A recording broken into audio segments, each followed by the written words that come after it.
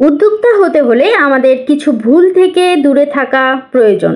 যে ভুলগুলো থেকে সতর্কতার সাথে দূরে থাকতে পারলে আমরা যে কোনো কাজের উদ্যোগ নিয়ে সফলতা অর্জনের আশা করতে পারবো। উদ্যোক্তা হতে হলে যে ভুলগুলো থেকে আমাদের দূরে থাকা উচিত সেগুলো আজকের ভিডিওতে বলবো। তাহলে চলুন মূল ভিডিওতে যাওয়া যাক। শুধু টাকা উপার্জনের জন্য উদ্যোক্তা হওয়া। উদ্যোক্তা মানে হলো সমাধান তৈরি করা, মানুষের প্রয়োজন পূরণ করা। যদি কেবল টাকা উপার্জনের উদ্দেশ্য কেউ উদ্যোক্তা হন তাহলে ছোট সমস্যায় হার মানতে হয়। যেমন ধরুন, রহিম ভাই একটা হোটেল খুললেন কারণ শুনেছেন ফাস্ট ফুডে অনেক লাভ, কিন্তু তিনি নিজে রান্না জানেন না, ভালো কুক নেননি, পরিবেশও ছিল অগোছালো। কয়েক মাসের মধ্যে ব্যবসা বন্ধ, কারণ তিনি শুধু লাভ দেখতে চেয়েছিলেন, সমাধান কি দিচ্ছেন তা বোঝেননি। 2. অপ্রয়োজনীয় পারফেকশন খোঁজা। অনেকে ভাবেন সবকিছু পারফেক্ট না হলে শুরু করা যাবে না, অথচ বাস্তবে পারফেকশন মানে সময় নষ্ট, সুযোগ হাতছাড়া।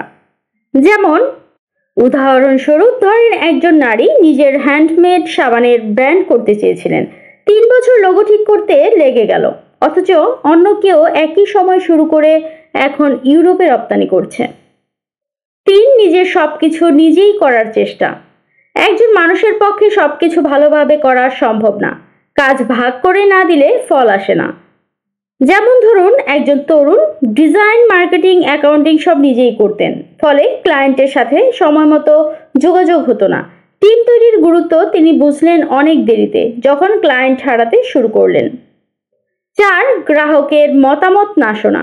প্রোডাক্ট বানালেন কিন্তু ব্যবহারকারীর অভিজ্ঞতা জানলেন না, তাহলে উন্নতি কিভাবে হবে? যেমন ধরুন, একজন লোক অ্যাপ তৈরি করলেন কৃষকদের জন্য, কিন্তু কৃষকদের সাথে কথা না বলে, ফলে কৃষকরা বুঝতেই পারলো না কিভাবে ব্যবহার করতে হবে। 5. প্রতিযোগীদের গুরুত্ব না দেওয়া। প্রতিযোগীদের পর্যবেক্ষণ করলে বোঝা যায় কি করছে তারা, এবং আপনি কি করলে আলাদা হতে পারবেন। যেমন একজন নারীর পিঠার দোকান ছিল, আশেপাশে 3টি নতুন দোকান খোলার পরও তিনি নিজের পুরনো রেসিপি নিয়ে বসেছিলেন। নতুনরা অফার, সোশ্যাল মিডিয়া মার্কেটিং আর দ্রুত সার্ভিস দিয়ে বাজার দখল করে নেয়। 6. বাজেট পরিকল্পনা ছাড়া ব্যবসা শুরু করা। বাজেট না থাকলে কোথায় কত খরচ হচ্ছে বোঝা যায় না, ফলে হঠাৎ টাকা ফুরিয়ে যায়। যেমন ধরুন, একজন লোক ক্যাফে শুরু করলেন, ভালো ইন্টেরিয়র করলেন, দামি মেশিন কিনলেন, কিন্তু মাস শেষে কর্মচারীদের বেতন দেওয়ার টাকা রইল না। 7. টেকনোলজি অবহেলা করা। এই যুগে প্রযুক্তি ছাড়া ব্যবসা সম্ভব নয়। ডিজিটাল মার্কেটিং, অটোমেশন, অ্যাপ ব্যবহার সবই প্রয়োজন।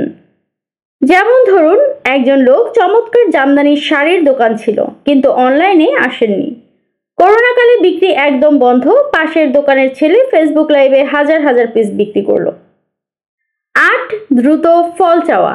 উদ্যোক্তার যাত্রা দীর্ঘ ও কষ্টসাধ্য, ধৈর্য না থাকলে মাঝপথেই হাল ছেড়ে দিতে হয়।